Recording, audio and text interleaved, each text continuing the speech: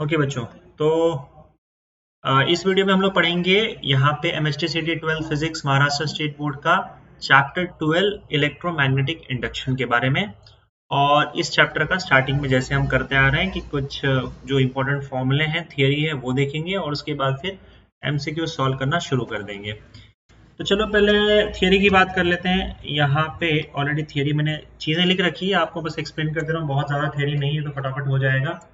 तो सबसे पहले जैसे इलेक्ट्रिक फ्लक्स हमने इलेक्ट्रोस्टैटिक्स में देखा था, वैसे ही मैग्नेटिक फ्लक्स होता है। फॉर्मूला सेम है, बस इलेक्ट्रिक फील्ड ई की जगह मैग्नेटिक फील्ड बी आ जाएगा, बी ए कॉस थीटा। और जो यहाँ पे थीटा है वो एरिया वेक्टर और मैग्नेटिक फील्ड के बीच का एंगल है।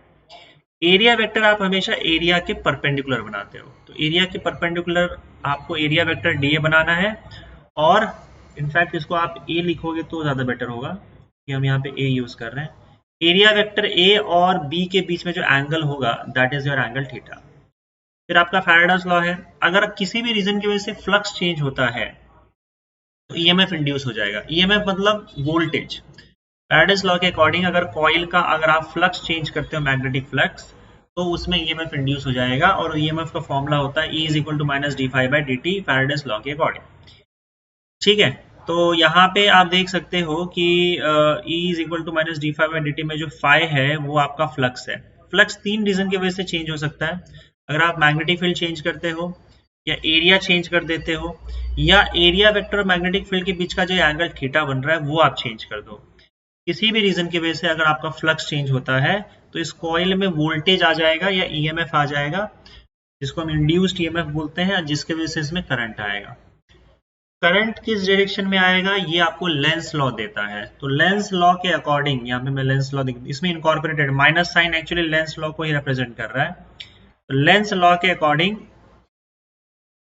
के अकॉर्डिंग उस डायरेक्शन में ईएमएफ आएगा, मतलब ईएमएफ कुछ इस डायरेक्शन में आएगा जिससे जो उसे प्रोड्यूस कर रहा है उसी को वो अपोज करेगा, जिसकी वजह से वो प्रोड्यूस हो रहा है। अगर मान लो फ्लक्स इंक्रीज होने की वजह से ईएमएफ प्रोड्यूस हो रहा है, तो ईएमएफ या करंट कोशिश करेगा कि उस इंक्रीजिंग फ्लक्स को रोका जाए। ठीक है, तो इसको डिटेल में मैंने और अच्छे से एक्चुअली थियरी में बता रखा है, तो बहुत ज्यादा डिटेल में अभी मैं नहीं जा पाऊंगा, सीधा हम आगे बढ़ते हैं। अगर आपको लेंस लॉ देखना है तो वहां पे आप जो मैंने वीडियो शूट करके रखा हुआ है वन शॉट्स 12 स्टैंडर्ड का, वहां पे आप देख सकते हो। तो यहाँ पे मैं एक्सपेक्ट करता हूँ कि चीजें थोड़ी बहुत आपकी क्लियर हो। मैं बस थोड़ा थोड़ा करके इसको लिस्ट डाउन कर रहा हूँ, फिर मैं क्वेश्चंस पे चलूंगा, नहीं तो अपने पास अभी टाइम नहीं है उतना। बाकी देखो, अगर सपोज करो किसी मैग्नेटिक फील्ड के परपेंडिकुलर कोई कंडक्टर v वेलोसिटी से भागता है, तो उसके अंदर भी ईएमएफ आ जाता है, दैट इज बीएलवी। इसको मोशनल ईएमएफ बोलते हैं, मैग्नेटिक फील्ड लेंथ और वेलोसिटी। अगर कंडक्टर का शेप इरेगुलर है तो आप एंड टू एंड जोड़ दो, और एंड टू एंड जो लेंथ एल बनता है वही फॉर्मूले में आ जाएगा, और फॉर्मूला वही रहेगा BLV.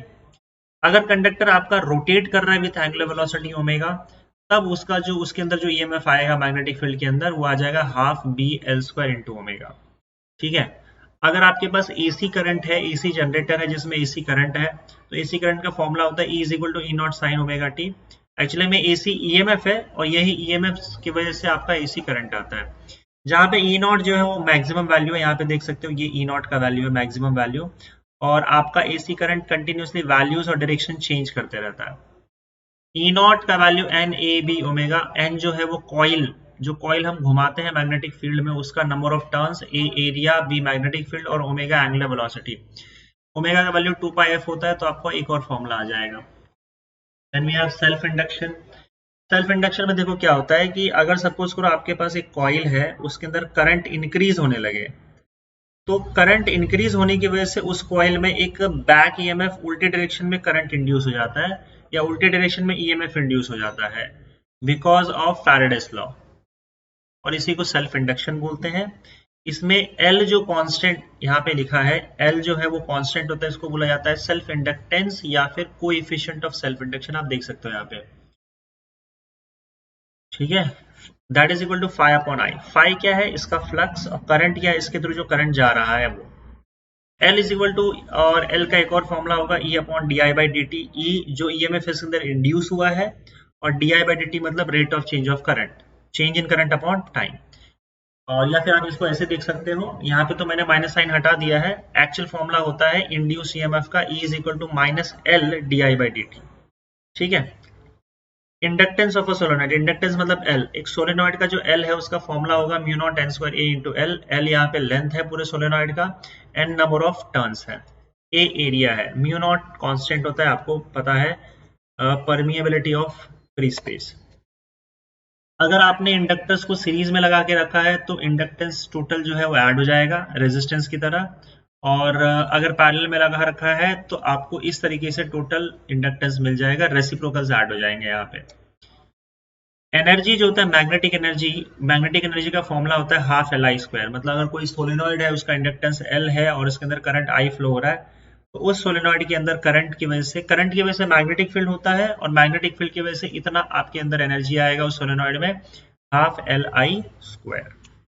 Energy density of magnetic field, energy density का सिंपल सा मतलब होता है जो भी मैग्नेटिक एनर्जी है पर यूनिट वॉल्यूम। तो अगर आप वॉल्यूम से डिवाइड कर दो एनर्जी को तो आपको ये फॉर्मूला आ जाएगा B square upon 2 mu naught. फिर है आपका आता है म्यूचुअल इंडक्शन। म्यूचुअल इंडक्शन में क्या होता है, दो कॉइल होता है आपके पास यहाँ पे अगल बगल में, ठीक है। अगर सपोज करो ये कॉइल के अंदर करंट चेंज, एक कॉइल को हम प्राइमरी कॉइल बोलते हैं, दूसरे कॉइल को हम सेकेंडरी कॉइल बोलते हैं। अगर प्राइमरी कॉइल के अंदर करंट चेंज हो रहा है तो इसके अंदर तो ईएमएफ इंड्यूस होगा ही, जिसको हमने सेल्फ इंडक्शन बोला था। पर क्योंकि इसका फ्लक्स जो होगा वो दूसरे कॉइल में भी पास हो जाएगा, तो अगर प्राइमरी कॉइल का करंट चेंज होता है तो वो क्या करेगा, सेकेंडरी कॉइल में भी ईएमएफ इंड्यूस कर देगा, एंड दैट इज ईएस। यहाँ पे ईपी की जरूरत नहीं है, ईएस सेकेंडरी कॉइल का ईएमएफ आ जाएगा, और सेकेंडरी कॉइल का करंट जो होगा वो आईएस होगा। यहाँ पे आप क्या करोगे, देखो एम डिफाइन करते हैं म्यूचुअल इंडक्टेंस। एम जो होता है फाई एस अपॉन आईपी, मतलब फ्लक्स सेकेंडरी कॉइल का लेना है, करंट प्राइमरी कॉइल का लेना है। वैसे ही एम का फॉर्मूला होगा ई S upon D I P by D T. यहाँ पे सेकेंडरी कॉइल का ईएमएफ लेना है लेकिन rate of change of current primary coil का लेना है, समझ गए। और वही यहाँ पे एक और फॉर्मूला आ जाएगा, E S is equal to minus M D I P by D T. और एम यहाँ पे एक और चीज देखो, हम क्या देख सकते हैं कि अगर सपोज करो इसके अंदर का जो फ्लक्स है ये वाले पार्ट का, ये सारा फ्लक्स इसके सेकेंडरी कॉइल में तो घुसेगा नहीं, कुछ हद तक यहाँ पे फ्लक्स का लॉस हो जाता है। तो यहाँ पे कितना फ्लक्स यहाँ तक जा पाता है उसके लिए हम लोग कोएफिशिएंट ऑफ कपलिंग के डिफाइन करते हैं, और यहाँ पे ये के है। तो m इज इक्वल टू के रूट ऑफ L1 L2, ये रिलेशन है आपका coefficient of coupling, mutual inductance और जो सेल्फ इंडक्टेंस है दोनों कॉइल का L1 L2 उसके बीच में। के का एक फॉर्मूला आप और लिख सकते हैं यहाँ पे, phi S upon phi P, ये रेशियो, मतलब सेकेंडरी का फ्लक्स डिवाइड बाय प्राइमरी का फ्लक्स, ये भी के का रेशियो दे देगा। और फाइनली आपका यहाँ पे है ट्रांसफार्मर। ट्रांसफार्मर जो है वो ये म्यूचुअल इंडक्शन पे ही काम करता है। इसमें एक प्राइमरी कॉइल होता है, दूसरा सेकेंडरी कॉइल होता है, in number of turns in primary coil, number of turns in secondary coil NS. यहाँ पे फाई पी और फाई एस है प्राइमरी कॉइल का नंबर ऑफ ये फ्लक्स, और सेकेंडरी कॉइल का फ्लक्स। प्राइमरी कॉइल में जो ईएमएफ इंड्यूस हुआ है वो ईपी, सेकेंडरी कॉइल का जो ईएमएफ होगा वो ईएस। अब इस केस में देखो ये टर्न रेशियो, अगर सपोज करो ये आपका ट्रांसफार्मर आइडियल ट्रांसफार्मर है, आइडियल ट्रांसफार्मर मतलब जिसमें कहीं एनर्जी लॉस नहीं होता है, input power EP IP is equal to ES IS हो जाएगा आइडियल ट्रांसफार्मर में। और उसके अलावा ये इक्वेशन को फॉलो करता है, ES upon EP is equal to NS upon NP is equal to IP upon IS. लेकिन याद रहे कि ये आइडियल ट्रांसफार्मर ही है और आपके सिलेबस में आइडियल ट्रांसफार्मर ही दिया गया है, ठीक है। इसमें देखो सिंपल सी बात है कि जिसका नंबर ऑफ टर्न्स, इस रेशियो से पता चलता है कि जिसका एनएस ज्यादा है तो ये ज्यादा हो जाएगा, एनपी ज्यादा है तो ई भी ज्यादा होगा। इस वाले पार्ट को, प्राइमरी वाले पार्ट को हम इनपुट बोलते हैं, सेकेंडरी को आउटपुट बोलते हैं। तो आपको जिसका ज्यादा ईएमएफ चाहिए उसका नंबर ऑफ टर्न ज्यादा कर दो। अगर मुझे आउटपुट में ज्यादा चाहिए ईएमएफ तो मैं एनएस एनपी से बड़ा कर दूंगा, NS will be greater than NP, तो आउटपुट ईएमएफ ईएस ईपी से बड़ा हो जाएगा। ऐसे केस में हम इसको स्टेप अप ट्रांसफार्मर बोलते हैं। अगर आप 5 वोल्ट डालोगे 10 वोल्ट मिल जाएगा, वोल्टेज बढ़ा देगा स्टेप अप ट्रांसफार्मर में। स्टेप डाउन में वोल्टेज कम करने के लिए यूज होता है। तो अगर मुझे 10 का 3 वोल्ट चाहिए तो मैं नंबर ऑफ टर्न सेकेंडरी का कम कर दूंगा और प्राइमरी का ज्यादा रखूंगा, NS will be less than NP, तो ईएस ईपी के ईपी से कम हो जाएगा, और इसको हम स्टेप डाउन ट्रांसफार्मर बोलते हैं। तो इतना ही थियरी है, और इस थियरी के बाद हम क्या करेंगे, न्यूमेरिकल्स या एमसीक्यू सॉल्व करेंगे सीटी का। ओके, तो यहाँ पे फर्स्ट क्वेश्चन बच्चों आप देख सकते हो क्या दिया हुआ है, the magnetic flux changes from 0 to 3 into 10⁻⁴ weber.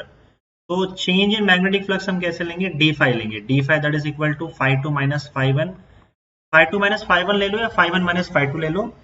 आपको चेंज इन फ्लक्स लेना है, तो ये ध्यान रहे कि आप ये मेक श्योर करो कि पॉजिटिव में रहे, क्योंकि हमको सिर्फ मैग्नीट्यूड चाहिए और नेगेटिव वैल्यू हम अवॉइड करेंगे। तो φ2 का वैल्यू मतलब सेकेंड फ्लक्स 3 into 10⁻⁴ है, आप देख सकते हो यहाँ पे, और इनिशियल फ्लक्स 0 है।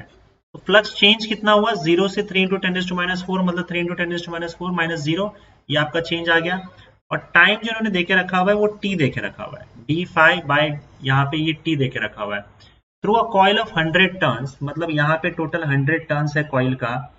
If the EMF induce in the coil is 1.5 volt, अगर कॉइल के अंदर का EMF 1.5 वोल्ट है, value of t in seconds, तो ये t टाइम बताया गया, dt कोई t ले लिया है, t टाइम। तो यहाँ पे सीधा आपको क्या करना है, यहाँ पे आपको फॉर्मूला यूज करना है, E is equal to Faraday's law का minus D phi by D T use करते हैं, लेकिन हम यहाँ पे माइनस साइन अवॉइड करेंगे, हमको सिर्फ वैल्यू चाहिए, हम लिखेंगे सीधा D phi by D T. एक और चीज, अगर नंबर ऑफ टर्न्स एक से ज्यादा है, यहाँ पे टोटल 100 है ना, तो आप इसको n से मल्टीप्लाई कर देना, क्योंकि फ्लक्स n टाइम्स इंक्रीज हो जाएगा। फ्लक्स का एक्चुअल में पूरा जो फॉर्मूला आपका आता है, अगर नंबर ऑफ टर्न्स ज्यादा हो तो n into B into A cos theta आ जाता है, मतलब नंबर ऑफ टर्न्स मल्टीप्लाई हो जाता है। तो फ्लक्स आपका n टाइम्स बढ़ जाएगा अगर नंबर ऑफ टर्न्स एक से ज्यादा हो तो। n से मल्टीप्लाई कर दो, e का वैल्यू 1.5, n का वैल्यू 100, डी फाई का वैल्यू 3 into 10⁻⁴। यहाँ से आपको t का वैल्यू मिल जाएगा, और t का वैल्यू होगा 100 मल्टीप्लाइड बाय 3 into 10⁻⁴ अपॉन 1.5, 1 ज़ा 2 ज़ा, ये हो जाएगा 2 into 10⁻² और 0.02 सेकेंड्स। ठीक है, आगे देखो अगला question. A 50 Hz AC of peak value 1 ampere flows through the primary of a transformer। तो प्राइमरी का जो करंट है उसका peak value I0P, peak value जो है वो प्राइमरी कॉइल का वो 1 एम्पियर है, ट्रांसफॉर्मर के थ्रू प्राइमरी कॉइल के ट्रांसफॉर्मर के प्राइमरी कॉइल में फ्लो हो रहा है। ये आपका प्राइमरी कॉइल है और यहाँ पे आपका सेकेंडरी कॉइल है। Mutual induction primary and secondary coil के बीच का M का वैल्यू 1.5 है। Then peak voltage in secondary coil का जो पीक वोल्टेज है दैट इज E0S समझ लो आप, E0 सेकेंडरी का पीक वोल्टेज हमको चाहिए।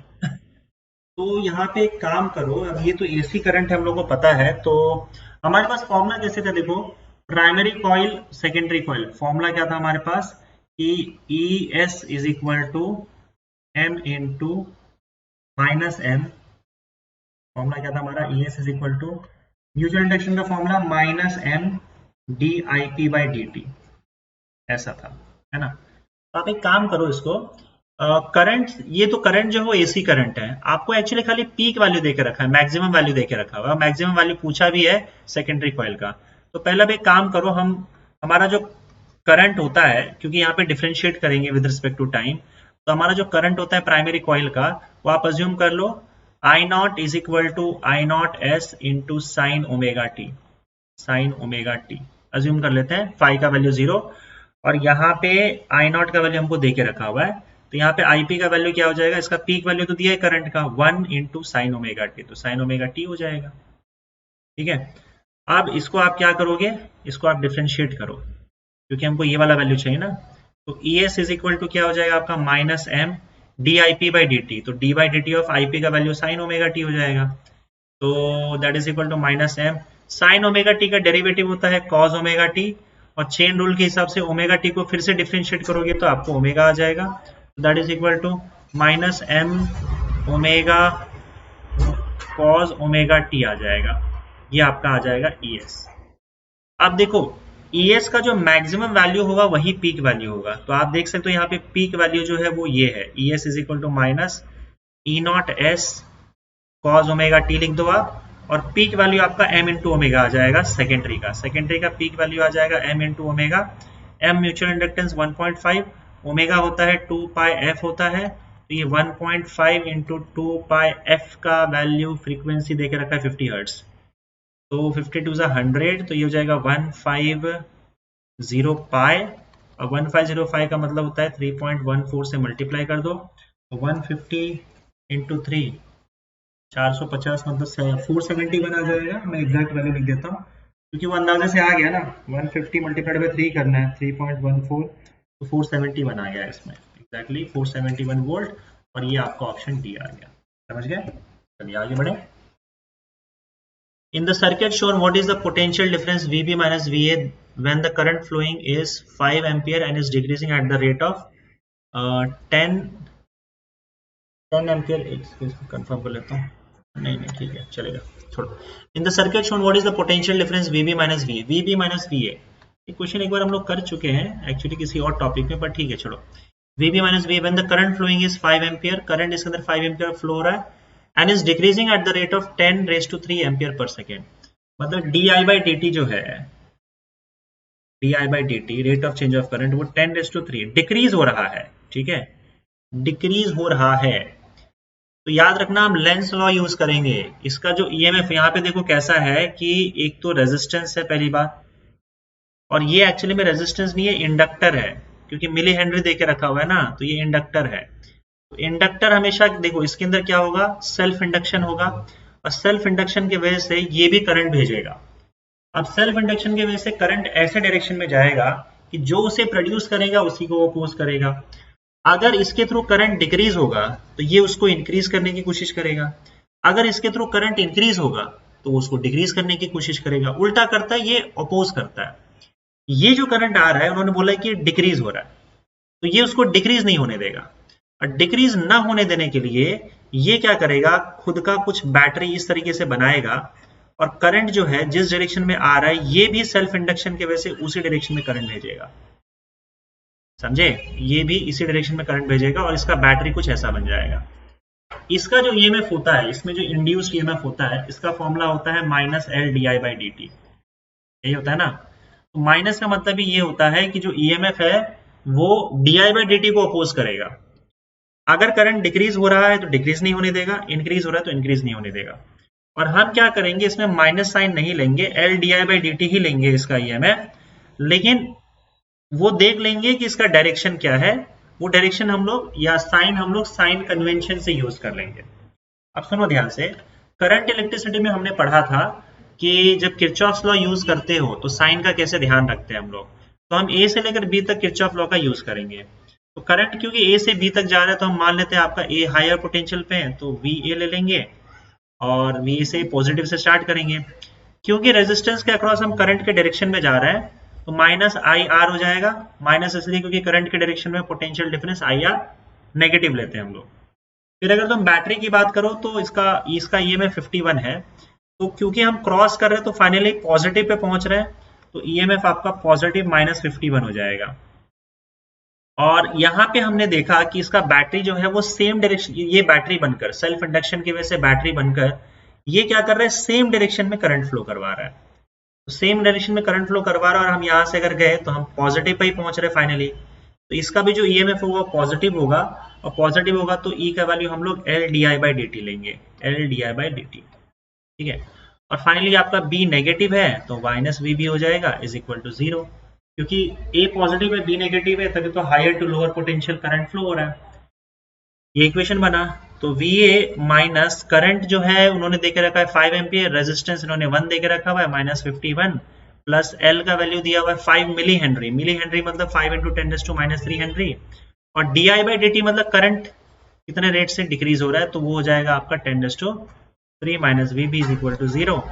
तो यहाँ से आप देखोगे तो VA और VB उस साइड लेके चले जाओ, तो VB minus VA will be equal to कितना हो जाएगा, यहाँ पे देखो -5 माइनस 51, और ये दोनों चला जाएगा तो +5 हो जाएगा। तो आपका यहाँ पे यार ये -51 वोल्ट आ रहा है, नेगेटिव में आ रहा है, हमने गड़बड़ कर दिया सॉरी, ये +51 लेंगे हम लोग यहाँ पे। रीजन क्या है कि हम लोग बेसिकली माइनस टू प्लस जा रहे हैं ना, जो फाइनली जाते हैं जिस पोटेंशियल पे वो लिया जाता है, तो फाइनली हम पॉजिटिव पे जा रहे हैं। यहाँ पे भी देखो फाइनली हम पॉजिटिव पे जा रहे थे तो इसका भी पॉजिटिव लिया था एल di/dt, ये एक्चुअली में प्लस आएगा, गलत कर दिया लोगों ने, +51 तो कैंसिल आउट होगी, +51 आ जाएगा और आपका ऑप्शन ए आ जाएगा। तो नेक्स्ट क्वेश्चन यहाँ पे आप देख सकते हो बच्चों, the mutual inductance M of the two coils is given as 3.6 henry. Mutual inductance आपका एम का जो वैल्यू है वो 3.6 हेनरी हो जाएगा। If the self inductance of the two coils L1 and L2, L1 16 henry है और L2 जो है आपका 9 हेनरी होगा। Coefficient of coupling K between the coils is, देखो परसेंटेज में पूछा है तो आप K का वैल्यू निकालो तो 100 से मल्टीप्लाई कर दो तो परसेंटेज में आ जाएगा। तो K का वैल्यू के लिए फॉर्मूला क्या था, M is equal to K under root L1 L2। तो M का वैल्यू आपका 3.6 दिया हुआ है, K into under root 16 into 9 हो जाएगा। तो 3.6 is equal to K under root 16 into 9 मतलब 4 मल्टीप्लाइड बाई 3 12। तो K का वैल्यू 3.6 डिवाइडेड बाई 12, तो ये हो जाएगा आपका 12 1 12 0.3 और परसेंटेज में चाहिए तो 100 से मल्टीप्लाई कर दो तो आपको 0.3 मल्टीप्लाइड बाय 100% मिल जाएगा, that is equal to 30%, that is option C. ठीक है, चलो आगे बढ़ते हैं अगले क्वेश्चन की तरफ। टू ये 45 किधर गया है, 44, ठीक है चलेगा। Two conducting wire loops are concentric and lie in the same plane. The current in the outer loop is clockwise and increasing with time. The induced current in the inner loop will be outer loop, inner loop. Outer loop में क्या बोल रहे हैं, the current in the outer loop is clockwise, clockwise मतलब ऐसे, and increasing with time, और ये time के साथ इंक्रीज हो रहा है। तो देखो एक्चुअली कैसा होगा कि इसके अंदर इनर कॉइल के अंदर जो आपका करंट आएगा वो कैसा होगा, zero anti clockwise in a direction which depends on the ratio of the loop radii clockwise. तो देखो सिंपल सी बात है, यहाँ पे आपका लेंस लॉ यूज होगा, क्योंकि आपका बाहर का करंट जो है वो पहले आप देख लो कि इंक्रीज हो रहा है कि डिक्रीज हो रहा है। The current in the outer loop is clockwise and increasing with time. तो देखो लेंस लॉ के हिसाब से इसके अंदर करंट ऐसा आएगा कि ऊपर वाला करंट जो है अगर वो इंक्रीज हो रहा है तो उसको डिक्रीज करने की कोशिश करेगा, डिक्रीज हो रहा है तो उसको इंक्रीज करने की कोशिश करेगा। मतलब अब कैसा है ना कि ऊपर वाला जो कॉइल है उसके वजह से flux, right hand thumb rule अगर यूज करोगे आप राइट हैंड थंब रूल में, तो मैग्नेटिक फील्ड जो है वो अंदर की ओर जाएगा, अंदर की ओर का मैग्नेटिक फील्ड इंक्रीज हो रहा है। अगर इंक्रीज हो रहा है तो ये क्या करेगा, ये जो नया करंट आएगा वो उसको डिक्रीज करने की कोशिश करेगा।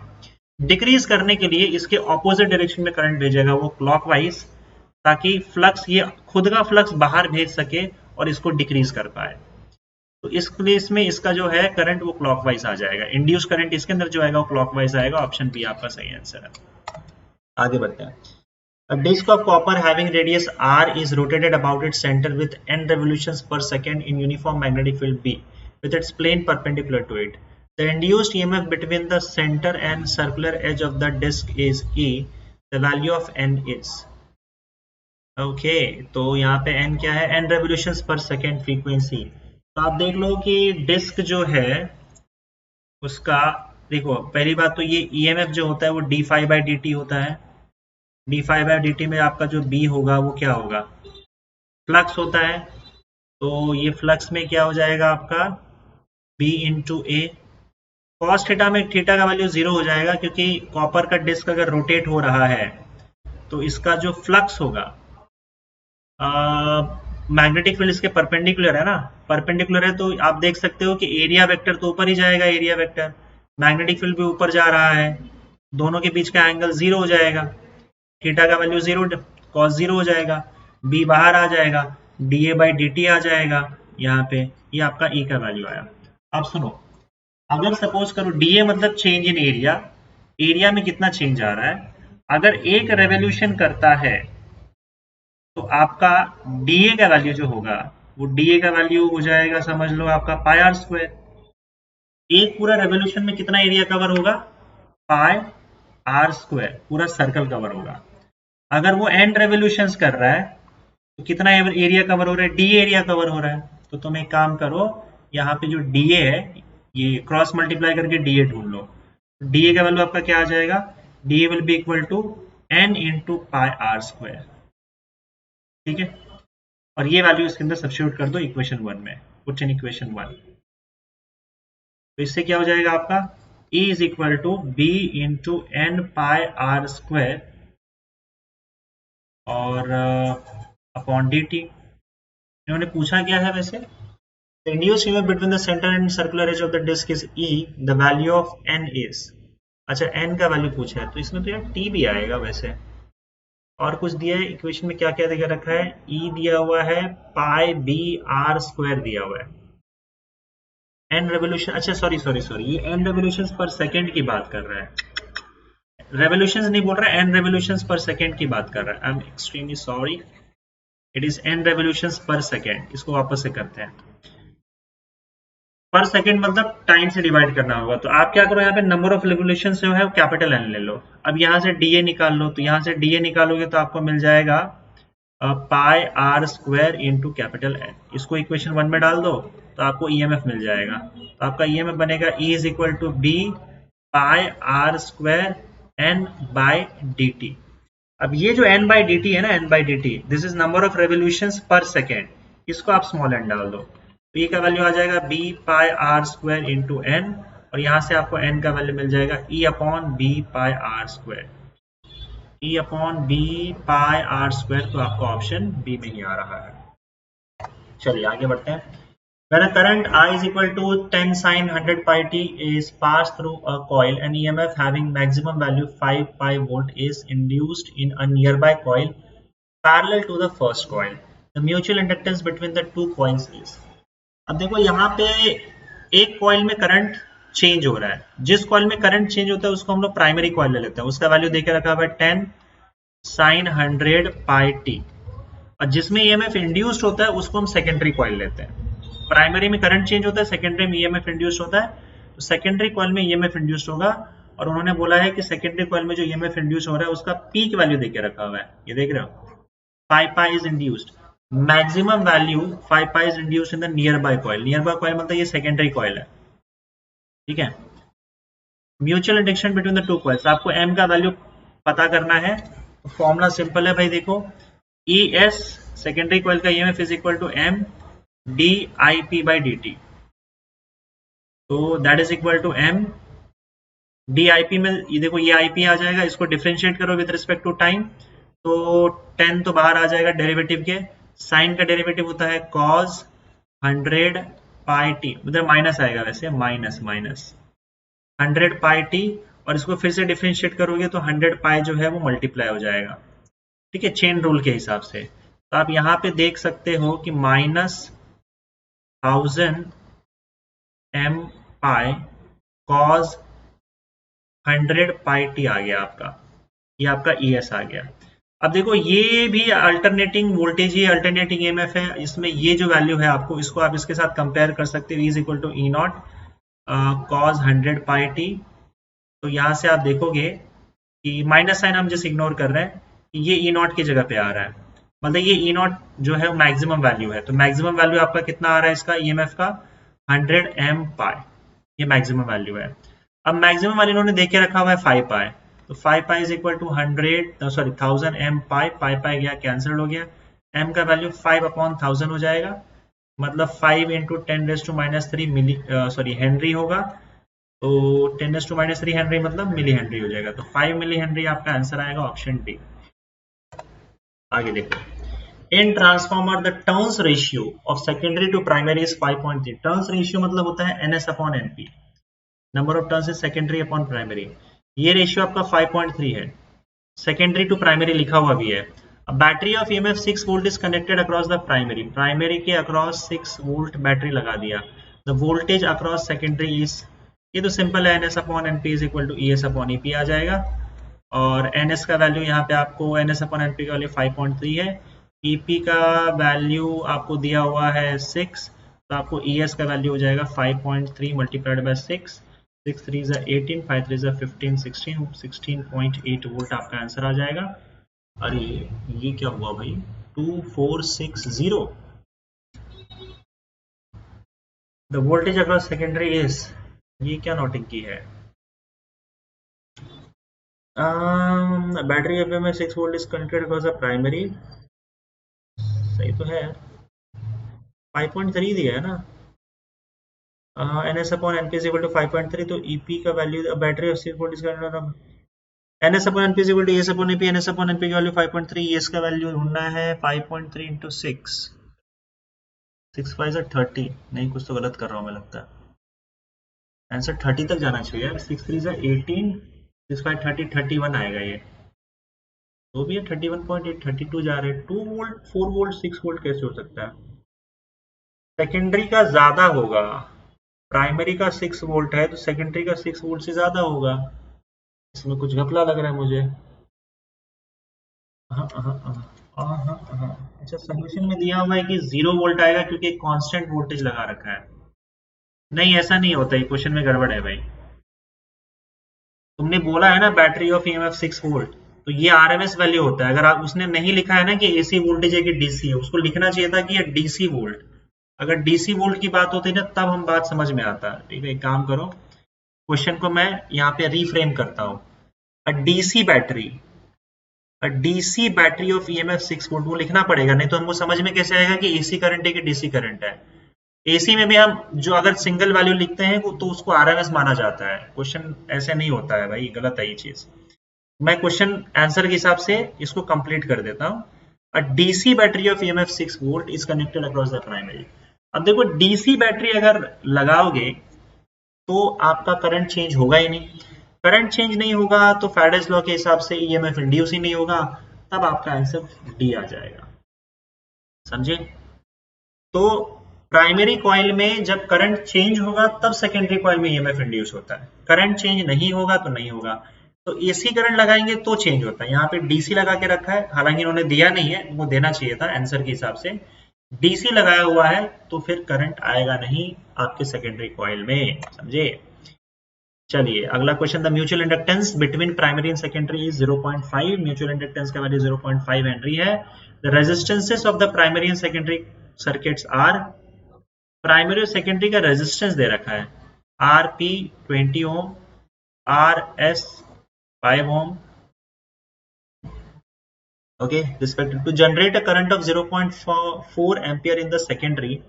सेकेंडरी में अगर 0.4 एम्पियर जनरेट करना है, सेकेंडरी बोला गया है, सेकेंडरी में अगर 0.4 एम्पियर जनरेट करना है, current in the primary must be change at the rate of, current in the primary must be change at the rate of, मतलब डीआईपी बाई डी बोला गया है। तो आप एक काम करो, काम करो, पहले तो ईएस निकाल लो, उससे आईएस तो मिल ही जाएगा आपको।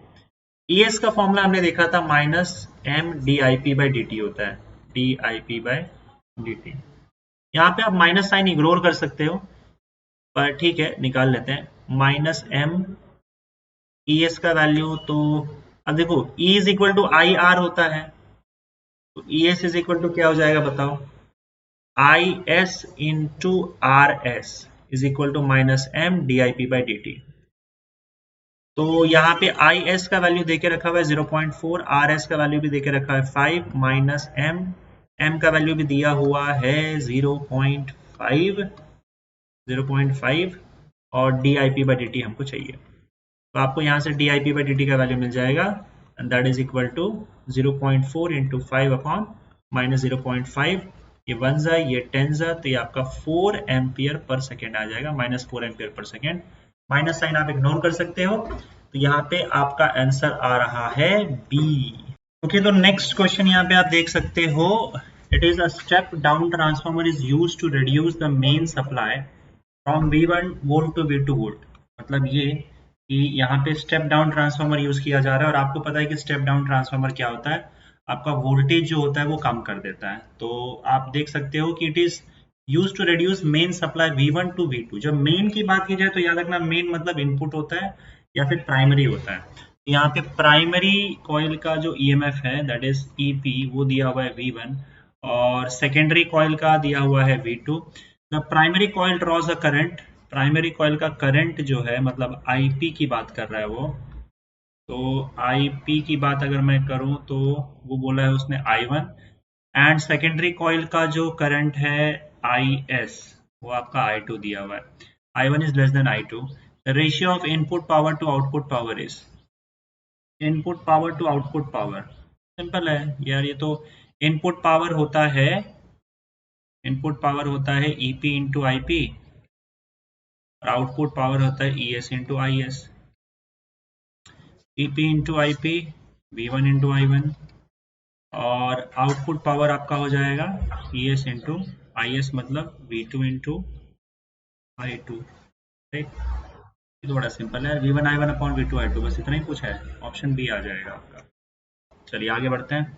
The magnetic flux in a close circuit of resistance 20 ओम, एक क्लोज सर्किट का रेजिस्टेंस अगर 20 ओम है और उसका इक्वेशन देके रखा हुआ है मैग्नेटिक फ्लक्स का, मैग्नेटिक फ्लक्स का इक्वेशन दिया हुआ है 5t square minus 6t plus 9, the magnitude of current at t is equal to 2 seconds, 0.2 seconds, t is equal to 0.2 seconds पर करंट पूछा गया है। मान लो एक क्लोज सर्किट है, उसका कुछ रेजिस्टेंस है और इसके अंदर आपका, एक काम करते हैं, अगर हम मुझे EMF मिल जाए तो मैं बड़े आसानी से करंट ढूंढ सकता हूं, क्योंकि E is equal to IR है। तो EMF तो जनरेट होगा ही कॉइल में, क्योंकि यहाँ पे फ्लक्स आप देख सकते हो टाइम के साथ चेंज हो रहा है। EMF कैसे मिलेगा? फैराडेस लॉ से मिलेगा। फैराडेस लॉ के according E is equal to d phi by D T होता है, minus D phi by D T होता है, पर माइनस साइन हम यहाँ पे नहीं ले रहे, सिर्फ मैग्नीट्यूड ले रहे हैं। तो E का वैल्यू जो है यहाँ पे आ जाएगा आपका d by D t of phi, phi का वैल्यू हो जाएगा 5t square minus 6t plus 9। तो इसको डिफरेंशिएट करोगे तो आपका देखो आ जाएगा 5t स्क्वायर का डेरिवेटिव 2t होता है, माइनस 6t का डेरिवेटिव 6 होगा और कांस्टेंट का डेरिवेटिव 0 होगा, तो यहाँ पे 10t माइनस 6 हो जाएगा, ये आपका E आ गया। At t is equal to 0.2 second बोला गया है, तो t का वैल्यू आप 0.2 सेकेंड डाल दो, माइनस 6, तो ये हो जाएगा आपका 2 माइनस 6।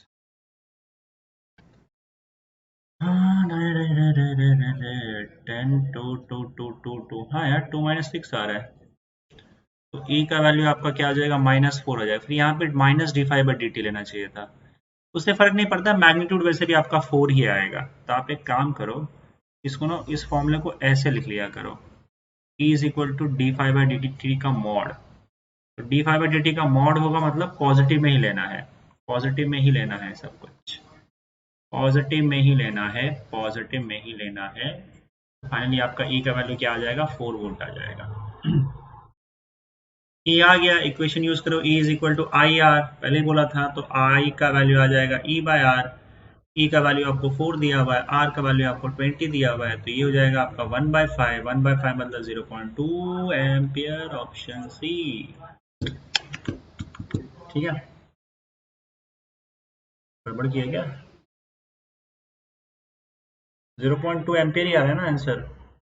यस, ठीक है, छोड़ो, सही है।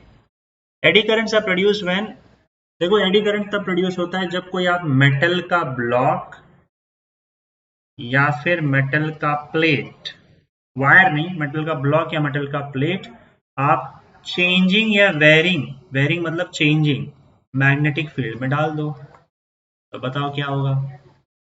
स्टेडी मैग्नेटिक फील्ड तो नहीं होगा, तो ऑप्शन ए और ऑप्शन बी तो गया। Steady current is pass through coil, current pass होने से थोड़ी एडी करंट आ जाएगा, ऑप्शन डी आएगा answer. A thick metal plate is kept in a varying magnetic field. The magnitude of flux linked with the coil varies as this, the magnitude of induced, ये तो simple है, phi का value दिया हुआ है, E is equal to d phi by D t, आपका magnitude of mod मैंने बोला था लगा देना, इससे आपको EMF मिल जाएगा। At t is equal to 2 second पे बोला गया, तो d by D t of phi का वैल्यू यहाँ पे 3t square plus 4t plus 7 हो जाएगा। तो डेरिवेटिव लोगे तो क्या हो जाएगा यहाँ पे? 3t स्क्वायर का डेरिवेटिव 2t प्लस 4, 7 का derivative constant, at t is equal to 2 second बोला है, तो t का वैल्यू 2 डाल दोगे तो 3 2 2 सा 4 हो जाएगा प्लस 4, यहाँ पे आ जाएगा 4 3 से 12 plus 4 that is equal to 16 volt, option B आ जाएगा आपका। ठीक है, आगे बढ़ते हैं। At what rate a single conductor should cut the magnetic flux so that current of 1.5 milliampere flows through it when a resistance of 5 ohm is connected across its ends. At what rate single conductor should cut the magnetic flux? Conductor magnetic flux का rate पूछा है, इसका मतलब d phi by D t पूछा है। Rate मतलब किसी भी चीज का जब रेट पूछा तो चेंज डिवाइडेड बाय टाइम होता है, तो मैग्नेटिक फ्लक्स का चेंज डिवाइडेड बाय टाइम, उसी का रेट पूछा गया है। सो दैट करंट जो है वो करंट 1.5 मिली एम्पियर मतलब 10⁻³ ampere flows through it when a resistance of 5 ohm is connected across it। ये तो सिंपल है, E is equal to I R होता है, अभी किया था हम लोगों ने, और E is equal to d phi by D t हो जाएगा। तो d phi by D t is equal to I R, तो सीधा इसको मल्टीप्लाई कर दो 1.5, ये तो सिंपल हो जाएगा, सीधा मल्टीप्लाई करना और कुछ नहीं करना है। 7.5 इंटू 10⁻³ वेबर पर सेकेंड, ऑप्शन डी आ गया आपका। आगे बढ़ो। Two conducting wire loops are concentric and lie in the same plane, the current in the outer, ये तो हो चुका है भाई, रिपीटेड है, देख लेना। A metal plate, a metal conductor of length 1 meter rotates vertically about one of its, a metal conductor of length 1 meter rotates vertically about one of its ends, okay, at an angular velocity of 5। ये तो motional EMF की बात हो जाएगी। Motional EMF मैंने आपको बताया था कि अगर कोई कंडक्टर किसी मैग्नेटिक फील्ड के परपेंडिकुलर घूम रहा है एंगुलर वेलोसिटी ओमेगा से, तो उसके अंदर जो ईएमएफ इंड्यूस होगा वो होगा हाफ बी, देखो बी एल वी होता है, तो एल वी आर ओमेगा, तो इसका मतलब बी एल स्क्वायर ओमेगा, इतना ईएमएफ इसमें इंड्यूस हो जाता है। तो इसका लेंथ देके रखा हुआ है 1 मीटर, और बोला है कि अपने एक एंड से घूम रहा है with angular velocity omega 5 radian per second. और क्या बोला है, the horizontal component of earth's magnetic field is, मतलब मैग्नेटिक फील्ड का वैल्यू देके रखा हुआ है 0.2 इंटू 10⁻⁴। देखो हॉरिजॉन्टल कंपोनेंट में अगर वर्टिकली घूम रहा है, इसका मतलब मैग्नेटिक फील्ड के परपेंडिकुलर ही घूम रहा है। Then the EMF developed between the two ends of the conductor is, इसमें हॉरिजॉन्टल कंपोनेंट क्यों दिया है, मेटल कंडक्टर वर्टिकली घूम रहा है ना, हाँ ठीक है, वर्टिकली घूम रहा है मतलब हॉरिजॉन्टल कंपोनेंट दोगे मैग्नेटिक फील्ड का, अर्थ का, तो वो इसके परपेंडिकुलर हो जाएगा, समझ रहे हो कि नहीं। जैसे मान लो ऐसे ऐसे घूम रहा है वर्टिकली और मैग्नेटिक फील्ड हॉरिजॉन्टली लगाया है, तो ये मैग्नेटिक फील्ड के परपेंडिकुलर घूमना चालू हो जाएगा। तो उसके लिए फॉर्मूला तो यही रहेगा आपका, और आपको पूछा क्या गया है, ईएमएफ इंड्यूस, तो बस सीधा हाफ इंटू 0. इसमें सारे वैल्यूज डाल दो, इंटू 10⁻⁴ इंटू 1 का स्क्वायर मल्टीप्लाइड बाय 5, तो ये हो जाएगा आपका 2 1 2 0.1, तो ये 5 इंटू 10⁻⁵ हो जाएगा, और 0.5 इंटू 10⁻⁶ वोल्ट। इसमें गड़बड़ है, -4 नहीं सॉरी, पीछे कर दिया हम लोगों ने, आगे करना था, पॉइंट शिफ्ट 50 इंटू 10⁻⁶ हो जाएगा। एक डेसिमल आगे करोगे तो 10⁻⁶ बन जाएगा ये, तो ये आपका 50 माइक्रो वोल्ट हो जाएगा। दिस इज 10⁻⁶ वोल्ट मतलब 50 माइक्रो वोल्ट, माइक्रो वोल्ट है, ऑप्शन डी ध्यान देना। चलो, in an ideal step down transformer out of the following quantities which quantity increases in the second coil, current increase होता है, सीधी सी बात है, ऑप्शन सी। देखो फॉर्मूला क्या था आपका आइडियल ट्रांसफार्मर का, NS upon NP is equal to ES upon EP, लेकिन करंट का इक्वेशन उल्टा हो जाता है IP upon IS। Step down transformer में क्या होता है, नंबर ऑफ टर्न्स NS कम होता है, ES कम होता है, लेकिन IS नीचे है ना, अगर ये कम है तो ये डिनोमिनेटर में, तो ये करंट ज्यादा हो जाएगा, करंट ज्यादा हो जाता है, ऑप्शन सी आएगा। आगे बढ़ते हैं। Metal wire of length 2500 metre is kept in east west direction, east west direction में एक मेटल वायर को रख दिया मान लो, at a height of 10 meter, at a height of 10 meter from the ground, okay, if it falls freely on the ground then the current in the wire is, current कितना होगा wire में, wire का यहाँ पे देखो resistance देके रखा हुआ है, earth horizontal component of magnetic field देके रखा हुआ है, तो देखो अर्थ के हॉरिजॉन्टल फील्ड तो ऐसा होगा, उसमें वायर परपेंडिकुलर नीचे गिर रहा है, वायर अगर परपेंडिकुलर नीचे गिर रहा है इसका मतलब सिंपल है कि भाई इसके अंदर मोशनल ईएमएफ आ जाएगा। स्ट्रेट कंडक्टर अगर किसी परपेंडिकुलर मैग्नेटिक फील्ड में v वेलोसिटी के साथ जा रहा है तो उसमें मोशनल ईएमएफ प्रोड्यूस होता है BLV। एक्चुअली ये 10 मीटर से गिरा है, तो 10 मीटर से गिरते गिरते कुछ ना कुछ वेलोसिटी आ जाएगा। तो आप एक फॉर्मूला याद रखो कि h हाइट से कोई भी चीज का फ्री फॉल होता है तो उसकी वेलोसिटी हो जाती है √2gh। ये कई बार काइनेमेटिक्स में किया है, अगर रेस्ट पे से कोई चीज छोड़ोगे और h हाइट कवर करके नीचे आएगा तो उसके पास इतनी वेलोसिटी आ जाती है। तो पहले सब बता, इसको देख लो कि कितनी वेलोसिटी आ रही है। g का वैल्यू इन्होंने बोला है 10 यूज करने के लिए और h का वैल्यू 10 है, तो इसका मतलब ये कितना हो जाएगा 10√2 मीटर पर सेकेंड। इतनी वेलोसिटी तो नीचे नहीं आते आते वो ले लेता है। अब इतनी वेलोसिटी है और इसके अंदर ईएमएफ पूछा है कितना इंड्यूस हुआ है, तो बस ये फॉर्मूला यूज कर लो, E is equal to BLV। B का वैल्यू मैग्नेटिक फील्ड का वैल्यू देख के रखा, देखो 2 इंटू 10⁻⁵ टेस्ला, यहाँ पे आप देख सकते हो, दिख रहा है। अर्थ का horizontal component of magnetic field दिया हुआ है, फिर लेंथ दिया हुआ है इसका 2500 और स्पीड अभी पता कि हम लोग ने 10√2। तो भाई हो गया, ये तो आपको सॉल्व करना पड़ेगा।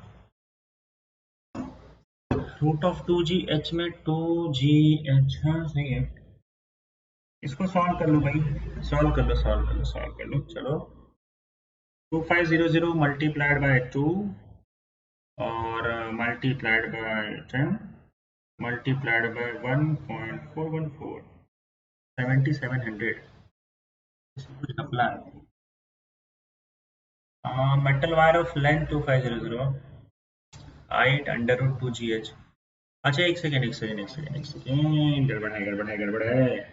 इन्होंने ईएमएफ नहीं पूछा है, इन्होंने क्या पूछा है, it falls freely on the ground then the current induce in the wire. ओ करंट पूछा है, तो फिर E is equal to IR लगा देंगे, R तो दिया हुआ ही है। तो आप एक काम करो, ये तो सीधा आ जाएगा 25 2 50 और फिर 1 2 3 0 और √2 इंटू 10⁻⁵ है, तो 1 2 3 4 0 तो गए, तो इसको आप 0.5 √2 वोल्ट लिख सकते हो, इतना ईएमएफ आ गया। और E is equal to IR कर लो, फिर आपको I मिल जाएगा, I is equal to E/R हो जाएगा। E का वैल्यू 0.5 √2 R, सॉरी 0.5 √2 और R का वैल्यू 25 √2 दिया हुआ है। रूट गया और इंटू 10⁻⁻1 करोगे तो 1/5 इंटू 10⁻⁻1 आ जाएगा। तो ये 0.2 इंटू 10⁻⁻1 ऐसा हो जाएगा, मतलब 0.02 वोल्ट हो जाएगा। तो आपका ऑप्शन बी आ जाएगा।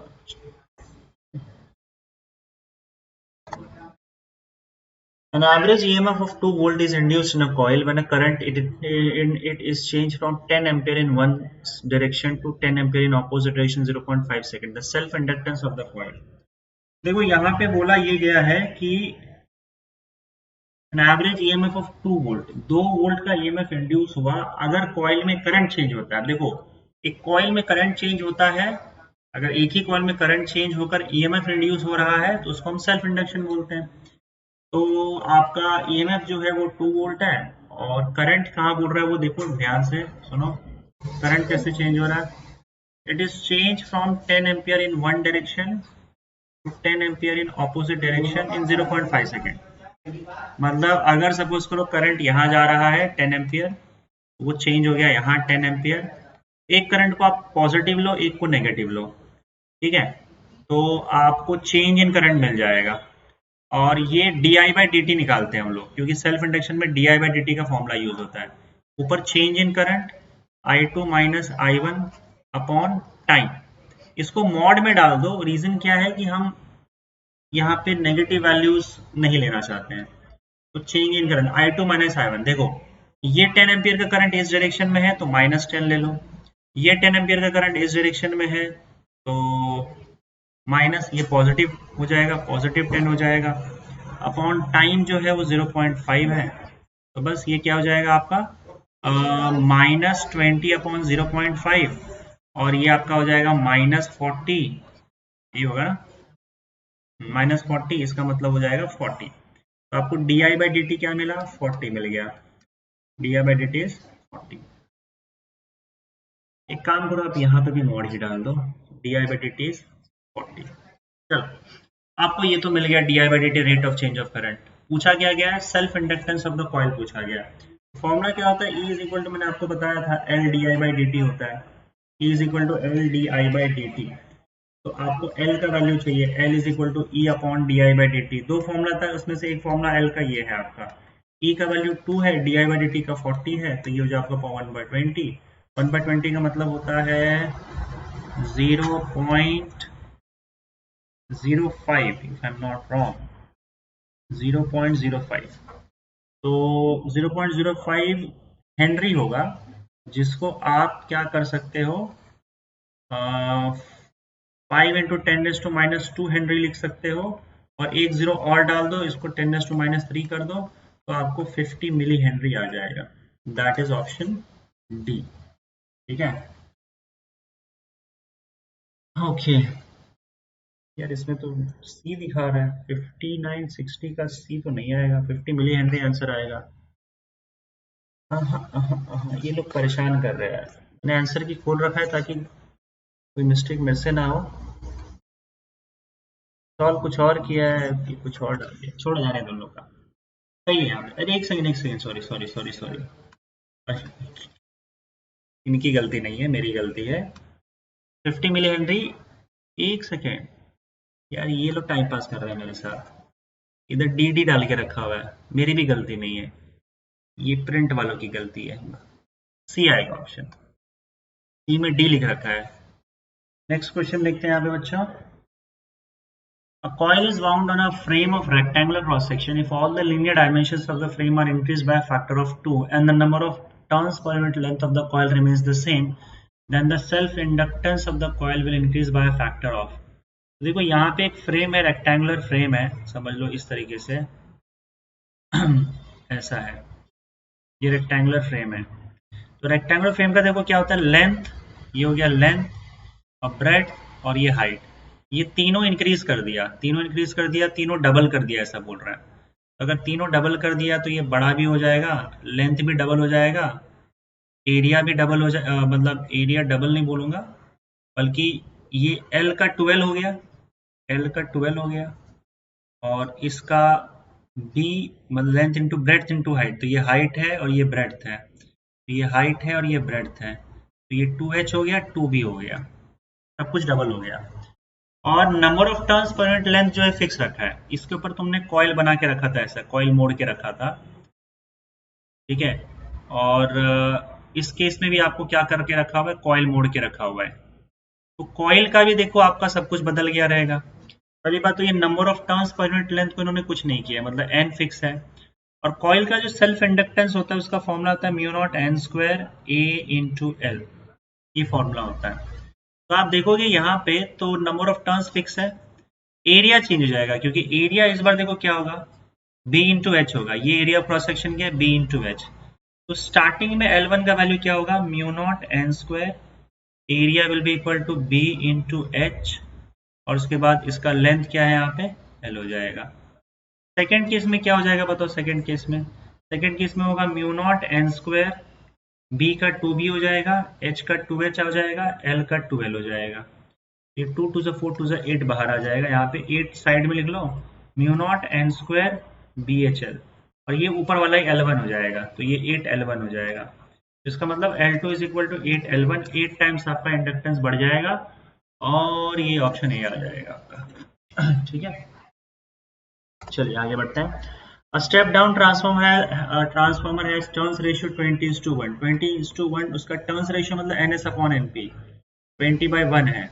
8 volt is applied across 0.4 ohm secondary, secondary में 8 वोल्ट लगाते हैं, सेकेंडरी मतलब ES 8 वोल्ट है, और सेकेंडरी का रेजिस्टेंस भी देके रखा हुआ है RS, that is 0.4 ohm. Then the primary current will be, तो पहले आप सेकेंडरी करंट ढूंढ लो, ES into IS into RS। तो IS का वैल्यू आपको क्या मिल जाएगा, IS का वैल्यू आपको हो जाएगा ES/RS, ES का वैल्यू 8 है, RS का वैल्यू 0.4 है, 80/4 मतलब 4 2 8 मतलब 20 एम्पियर, ये IS आ गया। स्टेप डाउन ट्रांसफार्मर, और हम आइडियल ट्रांसफार्मर मान के चलेंगे क्योंकि यहाँ पे कुछ दिया नहीं है, तो it has to be ideal transformer. Formula ये NS/NP is equal to ES/EP is equal to IP/IS। हम ये वाला ले लेते हैं यहाँ पे, NS/NP is equal to IP/IS। इसका वैल्यू तो 20 है, IP का वैल्यू हमें पता करना है, और IS का वैल्यू 20 आया है, तो IP का वैल्यू कितना हो जाएगा, ये क्या गड़बड़ है भाई, 400 आ रहा है, 400 तो कुछ है ही नहीं। 20 एम्पियर 20 एम्पियर, क्या गड़बड़ कर रहे हैं हम लोग। स्टेप डाउन ट्रांसफार्मर है, स्टेप डाउन ट्रांसफार्मर का टर्न्स रेशियो 20:1 कैसे हो सकता है? यही घपला है, इसमें गड़बड़ है। टर्न्स रेशियो NS/NP होता है, दिस हैज टू बी 1:20।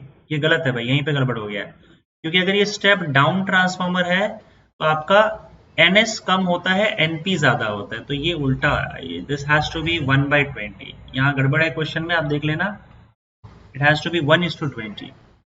चलो ठीक है, तो 1:20 है तो ये 1/20 कर दो, तब तो आंसर 1 आ जाएगा आपका। स्टेप डाउन में नंबर ऑफ टर्न सेकेंडरी का कम होता है, तो यहाँ से आप देखोगे तो IP का वैल्यू 1 एम्पियर आ जाएगा, दैट इज ऑप्शन बी। ठीक है, I think this has to be the value, बाकी मुझे नहीं पता। A long solenoid has 1000 turns. When a current of 3 ampere flows through it, the magnetic flux linked with each turn of the solenoid is 3 × 10⁻³ Weber. The self inductance of the solenoid is, self inductance जो होता है उसका formula होता है L is equal to phi/I, एक ये formula होता है, और दूसरा हमने देखा था E/dI/dt। और यहाँ पे फ्लक्स और करंट दिया हुआ है। मैंने आपसे एक और चीज कहा था कि ये फ्लक्स एक टर्न का है। अब यहाँ पे अगर एक से ज्यादा टर्न्स है तो आप फ्लक्स में हमेशा नंबर ऑफ टर्न्स मल्टीप्लाई कर दिया करो। नंबर ऑफ टर्न्स इन्होंने 1000 दिया है, मतलब 1000 phi/I हो जाएगा। फ्लक्स का वैल्यू दिया हुआ है 3 × 10⁻³ और करंट दिया हुआ है 3 गया, इसका आंसर 1 आ जाएगा, 1 हेनरी, ऑप्शन डी। आगे बढ़ो। A cylindrical bar magnet A and similar unmagnetized cylindrical iron bar B are dropped through a metallic pipe. The time taken to come down by. A cylindrical bar magnet A and similar unmagnetized cylindrical iron bar B are dropped through a metallic pipe. चलो ठीक है, metallic pipe है, इसके through पहले तो cylindrical bar magnet, एक bar magnet drop किया जाता है। ये मैग्नेट है आपका, नॉर्थ पोल साउथ पोल, क्या बना दिया भाई, इसको ड्रॉप किया जाता है, मैग्नेट लिख देता हूं मैं, magnet.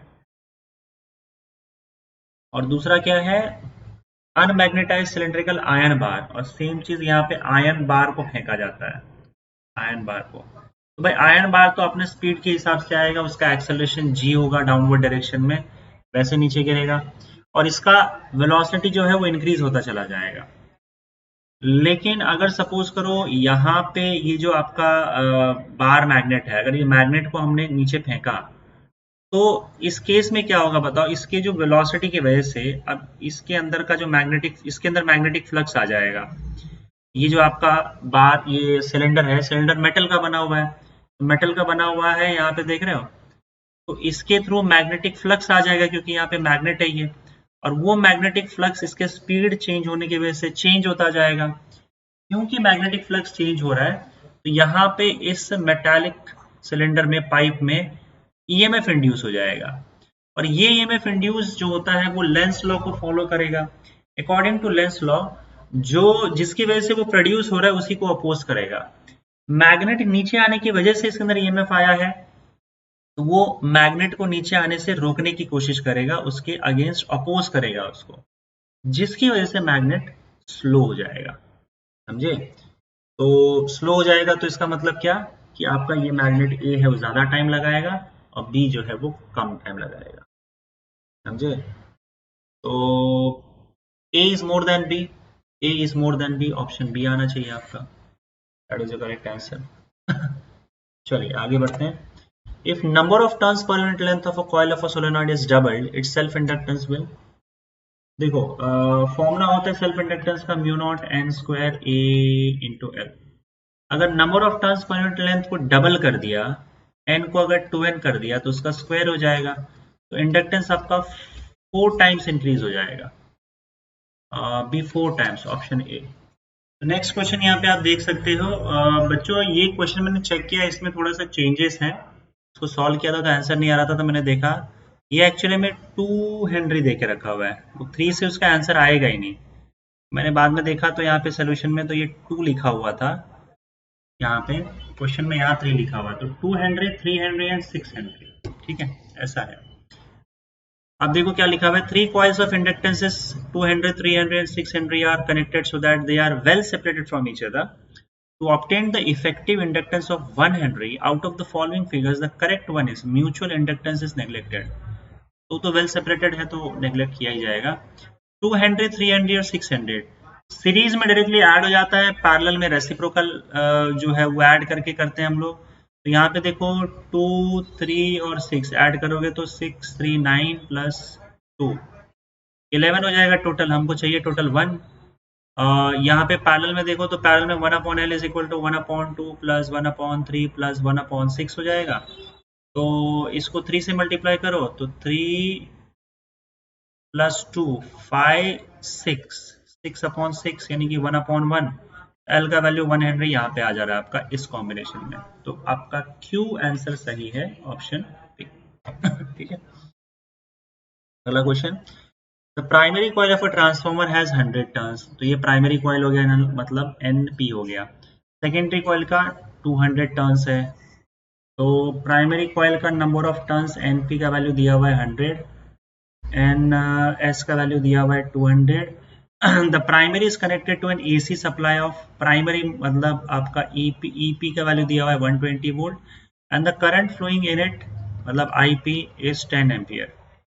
The voltage and current in the secondary, voltage मतलब ईएस सेकेंडरी में कितना होगा और आईएस क्या होगा ये ढूंढ लेते हैं। चलिए फटाफट कर लेते हैं इसको, आपको पता है फॉर्मूला, कुछ दिया नहीं है तो हम मान के चलेंगे कि आइडियल ट्रांसफार्मर है। तो NS upon NP is equal to ES upon EP is equal to IP upon IS होता है। तो NS अपॉन NP मतलब 200 upon 100 is equal to ES चाहिए हमको, EP का वैल्यू 120 है, इज इक्वल टू IP का वैल्यू 10 है और IS का वैल्यू भी हमको चाहिए।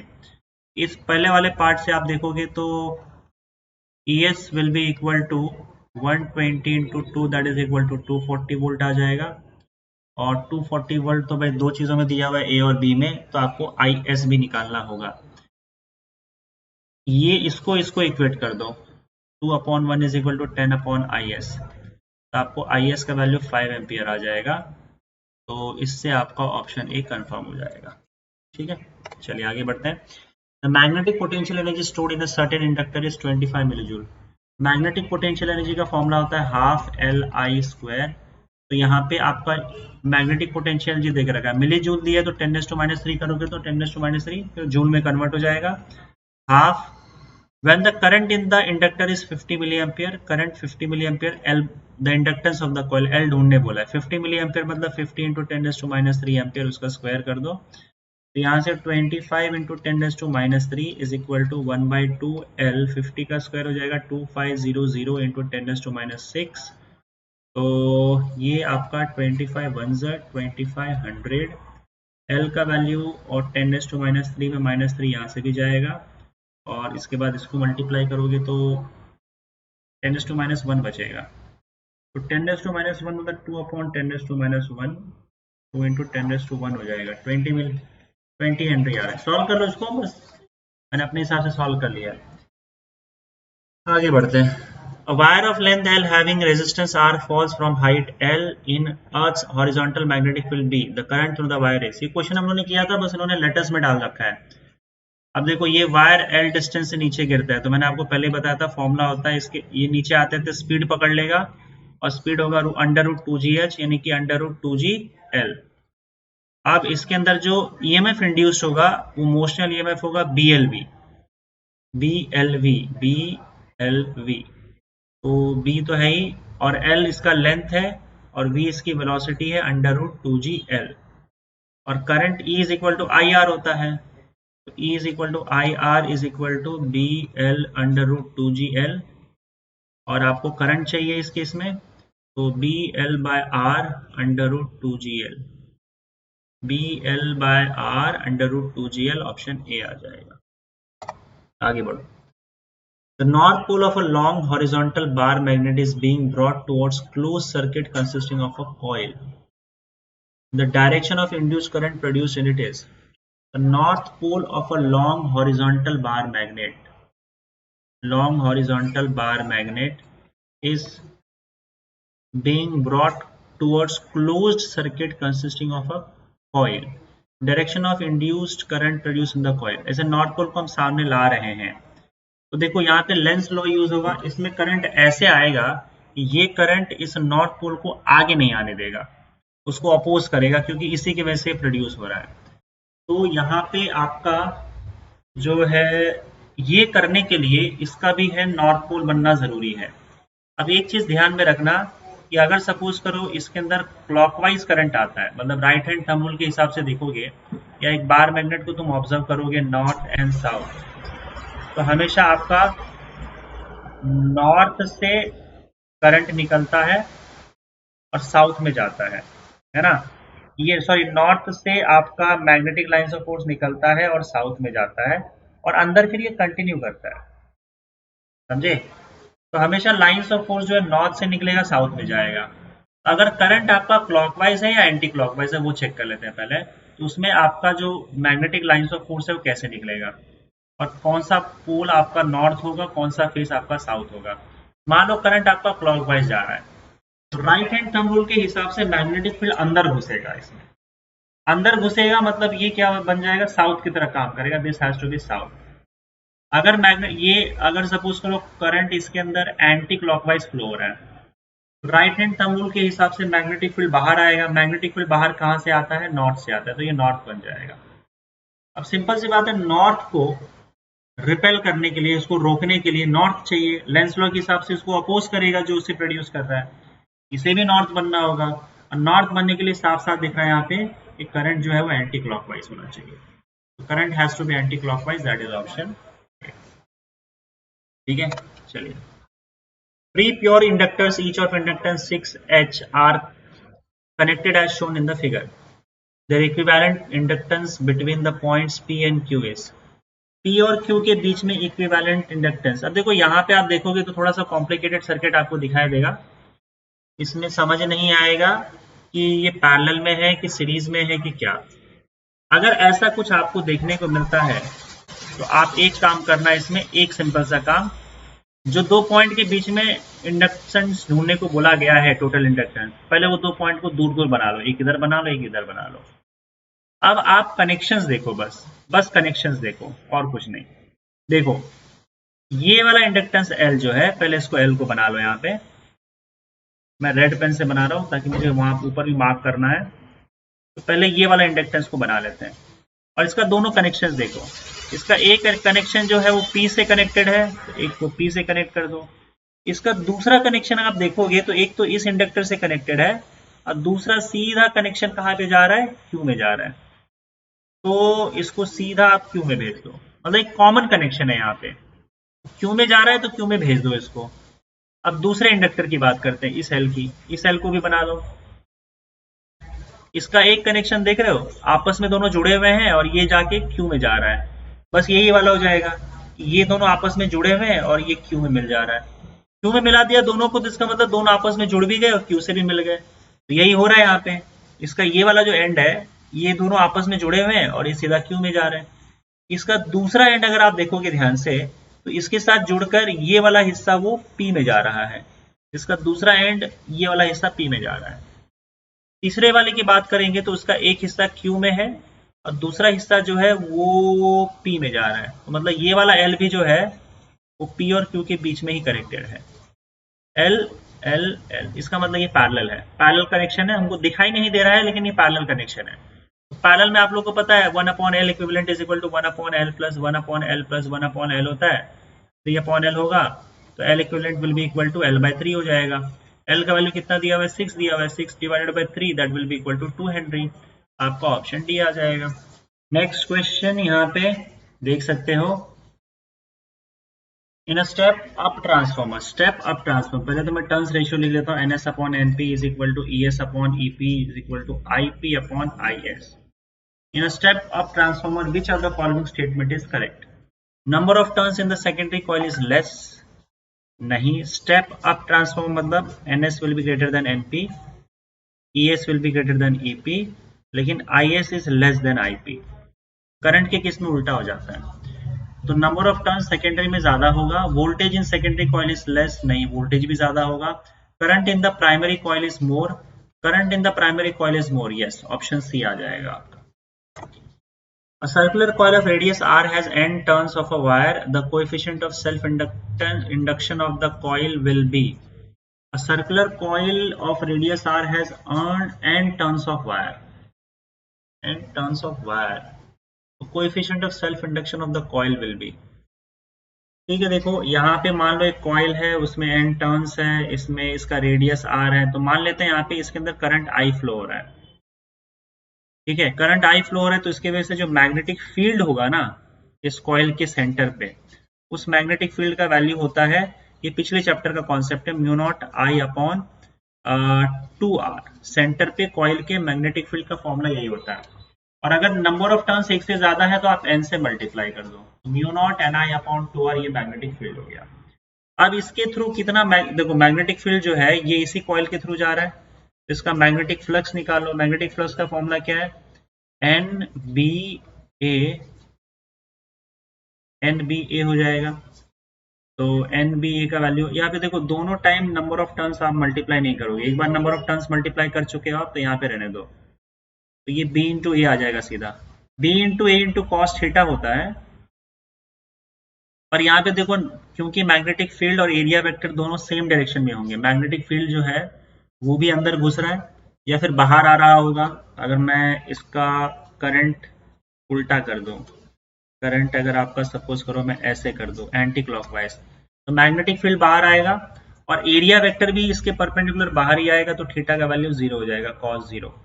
Phi will be equal to B into A, and phi is equal to आपका B का वैल्यू आएगा mu naught I into N upon 2r into area, इसका हो जाएगा पाई आर स्क्वायर, क्योंकि ये सर्कल है। तो आपका L का फॉर्मूला होता है सेल्फ इंडक्टेंस का फाई अपॉन I। पाई का value mu naught N I pi R square upon 2r divided by I। तो I और I गया, R और R गया, तो आपका वैल्यू आ जाएगा mu naught N pi R. लेकिन यहाँ पे यार नंबर ऑफ टर्न्स इसमें भी आएगा, क्योंकि मैग्नेटिक फील्ड जो है वो सारे कॉइल के साथ आएगा, तो भाई मैग्नेटिक फील्ड अलग से कैलकुलेट होता है, फ्लक्स अलग से कैलकुलेट होता है। It has to be N यहाँ पे भी आएगा, क्योंकि नंबर ऑफ टर्न्स एक से ज्यादा है, it has to be N multiply होगा, यहाँ पे भी, और आपका NBA हो जाएगा ये, क्योंकि फ्लक्स में भी हम n यूज करते हैं और मैग्नेटिक फील्ड में भी अलग से n यूज करते हैं, तो मेरे हिसाब से तो यही आना चाहिए। तो n इंटू एन आपका n स्क्वायर आ जाएगा, जहां कहीं भी दिख रहा है n स्क्वायर, तो म्यू नॉट n स्क्वायर, पाई यहाँ पे बचेगा और r भी यहीं का बचेगा और अपॉन 2 आ जाएगा। देख लो ऑप्शन में आ रहा है क्या, mu naught n square pi r by 2, yes दिया तो है ऑप्शन में, ऑप्शन सी आएगा, विच इज करेक्ट। हाँ ठीक है, चलिए चलो आगे बढ़ते हैं। A wire of length 1 meter is moving at a speed of 2 meter per second perpendicular to homogeneous magnetic field of 0.5 Tesla। Simple होगा ये, लेंथ 1 मीटर दिया हुआ है, स्पीड वायर का 2 मीटर पर सेकंड दिया हुआ है, मैग्नेटिक फील्ड का वैल्यू 0.5 टेस्ला दिया हुआ है, जिसके परपेंडिकुलर वो भाग रहा है। The ends of the wire are joined to resistance 6 ohm। Resistance wire का 6 ohm है। The rate at which work is being done to keep the wire moving at the speed is। Rate चाहिए उनको, इसका मतलब work done चाहिए, work done जो होगा वो E इंटू आई होता है, या E स्क्वायर बाय आर होता है। वर्क डन आपका E square by R, work done E square by R T होना चाहिए। टाइम तो अच्छा, रेट पावर है ना, रेट मतलब पावर, वर्क डन नहीं, रेट मतलब पावर, रेट ऑफ वर्क मतलब पावर होता है, आपको पावर पूछा गया। पावर का फॉर्मूला जो होता है, 3 फॉर्मूला होता है, याद रखना, I square R, V square by R और वी इंटू वाई। हमें यहाँ पे इस फॉर्मूले से काम चल जाएगा, पर हम यहाँ पे V के जगह पे E लिख रहे हैं, EMF लिख रहे हैं, वोल्टेज के जगह पे EMF लिख रहे हैं, तो E इंटू नहीं, इस फॉर्मूले से नहीं, काम करो, E और R है ना, तो सेकेंड फॉर्मूले से काम चल जाएगा, E स्क्वायर बाय आर। तो E मिल जाएगा यहाँ पे मोशनल EMF और R दे के रखा हुआ है, तो आपको ये पावर का वैल्यू मिल जाएगा यहाँ पे। तो E निकालना है तो E is equal to BLV हो जाएगा। पावर का वैल्यू क्या हो जाएगा बताओ, B square L square V square by R. तो B का वैल्यू कितना है, 0.5 का स्क्वायर, L का वैल्यू 1 है, V का वैल्यू 4 हो जाएगा, R का वैल्यू 6 हो जाएगा। 2 2 ज़ा 2 3 ज़ा, ये तो भाई अलग हो जाएगा। क्या लिखा हुआ है यार, W/6 कहाँ से आ गया? The rate at which work is being done to keep the wire moving at that speed is, अच्छा वैट लिखा हुआ, सॉरी हाँ वैट लिखा हुआ। W का मतलब वैट है, वैट है, पावर को वैट में मेजर करते हैं ना। तो 0.5 का स्क्वायर करोगे तो 0.5 यानी कि 1/2 होता है। 1/2 का स्क्वायर 1/2 का स्क्वायर कर दोगे तो 1/4 हो जाएगा। 1/4 मल्टीप्लाइड बाई 2/3, 2 1 ज़ा 2 3 ज़ा 2 2 ज़ा, ये 1/6 आ जाएगा। 1/6 watt is your answer, that is option B. Yes, चलो आगे बढ़े। If a current flowing in a coil is reduced to half of its initial value, the relation between the new energy and the original energy stored in the will be, देखो energy जो होता है वो होता है half L I square, जिसको magnetic energy बोलते हैं। तो सिंपल है, आपका ई जो है वो आई स्क्वायर के प्रोपोर्शनल है। तो E2/E1 will be equal to I2/I1 का स्क्वायर। बोला क्या गया है, if the current in the coil is reduced to half its initial value, तो हाफ कर दो करंट को, इसका मतलब I2 will be equal to I1/2 का स्क्वायर, E1/4 हो जाएगा। तो E2 will be equal to E1/4, 4 times कम हो जाएगा। ऑप्शन ए आ जाएगा, सिंपल है ना। द मैग्नेटिक फ्लक्स, यार ये क्वेश्चन हम लोग कर चुके हैं बच्चों, ये रिपीटेड क्वेश्चन है, 2 बार ऐसे क्वेश्चन कर चुके हैं। फ्लक्स दिया हुआ है, करंट चाहिए हमको, तो पहले ई ढूंढो, ई इज इक्वल टू d∅/dt से ई ढूंढ लो डिफरेंशिएट करके, t is equal to 0.2 seconds डाल दोगे तो आपको ई मिल जाएगा। लास्ट में E is equal to I R कर लेना, आर दिया हुआ है, आई मिल जाएगा। ठीक है, आगे बढ़ते हैं। एडी करंट्स आर प्रोड्यूस्ड, ये तो किया हुआ है, ऑप्शन डी आ रहा है। नेक्स्ट क्वेश्चन यहाँ पे देखो, the self inductance of a solenoid coil, solenoid of length 31.4 centimetre, area cross section 10⁻³ metre square, having total number of turns 500 will be nearly. ये तो सीधा वैल्यू कैलकुलेट करना है बच्चों आपको। टोटल लेंथ देके रखा हुआ है 31.4 सेंटीमीटर, इसका मतलब 31.4 इंटू 10⁻² मीटर हो जाएगा। क्रॉस सेक्शनल एरिया देके रखा हुआ है 10⁻³ का, और नंबर ऑफ टर्न्स आपका 500 दिया हुआ है। तो ए का वैल्यू यहाँ पे क्रॉस सेक्शन का 10⁻³ है। Number of turns per unit length ढूंढ लो, number of turns per unit length will be 31.4 into 10⁻, number of turns ऊपर आएगा, number of turns number of turns is 500, और यहाँ पे लेंथ का वैल्यू 31.4 इंटू 10⁻² हो जाएगा। एल का फॉर्मूला होता है, अच्छा ये स्मॉल एल है, इसमें कंफ्यूजन क्रिएट नहीं करना है, दिस इज स्मॉल एल, और इंडक्टेंस को हम लोग कैपिटल एल से डिनोट करते हैं। Mu naught N square A into L, ये फॉर्मूला है। म्यू नॉट का वैल्यू 4 पाई इंटू 10⁻⁷ होता है, और एन स्क्वायर का वैल्यू आपका 500, 500, चलो ठीक है, 500/31.4 इंटू 10⁻² यहाँ आ जाएगा, और इसका स्क्वायर हो जाएगा, तो 500 वापस से लिख देता हूँ मैं, 31.4 इंटू 10⁻²। देखो ये n का स्क्वायर है ना, तो n का स्क्वायर लिख दिया। एरिया जो है वो आ जाएगा आपका 10⁻3, और लेंथ जो है वो आपका 31.4 इंटू 10⁻²। तो ये तो एक यहाँ से चला जाएगा, और देखो ये पाई 1 पाई 33.14 होता है ना, 10 हो जाएगा। तो कितना हो जाएगा? अब यहाँ पे देखो, इसको सॉल्व कर लो यार, यहाँ पे लंबा चौड़ा आ चुका है। तो यहाँ पे बचेगा 4, और देखो ध्यान से, ये 0 काट देते हैं यहाँ से, और ये तो गया आपका 10⁻², यहाँ पे 10⁻⁷, 10⁻² कट जाएगा, तो 10⁻⁵ बच जाएगा। ये पार्ट तो सॉल्व हो गया आपका, और 1 2 3 0 से ये काट दो, तो आपका 5 5 से 25, और उसके बाद ये 0 भी चला जाएगा। सब कुछ सॉर्टेड है, क्लियर है, और कोई दिक्कत नहीं। 25 4 से 100 हो जाएगा, 100 इंटू, और कुछ नहीं है क्या यहाँ पे? आ, आ, आ, आ, कुछ तो गड़बड़ है भाई, कुछ तो गड़बड़ है। 25 ये गया, ये गया, ये गया, नहीं सही है। 25 100, 100 मल्टीप्लाइड बाई 10⁻⁵, तो ये 10⁻², दिख रहा है। 10⁻³ हेनरी, 10⁻³ हेनरी, 10⁻³ हेनरी, लेकिन 10⁻³ हेनरी यहाँ पे दिखाई नहीं दे रहा है। ऑप्शन में गड़बड़ है, नो ऑप्शन। यही करेक्ट आंसर है आपका, और ऑप्शन इसमें नहीं है। ठीक है, चलिए आगे बढ़ते हैं। A circuit has self-inductance LH and carries a current IA. To prevent sparking when the circuit is switched off, a capacitor which can withstand V volt is used. The least capacitance of the capacitor connected across the switch must be equal to. देखो, sparking रोकने के लिए आपको क्या करना रहेगा, इस case में हम लोग कैपेसिटर का यूज करते हैं। तो कैपेसिटर की जो टोटल एनर्जी होगी, कैपेसिटर का टोटल एनर्जी मैग्नेटिक एनर्जी के इक्वल हो जाएगा। तो उतना कैपेसिटेंस हमको चाहिए। तो यहाँ पे आप इलेक्ट्रिकल एनर्जी कैपेसिटेंस का मैग्नेटिक एनर्जी इंडक्टेंस के इक्वल कर दो, तो आपको C मिल जाएगा, जितना C चाहिए इसके लिए।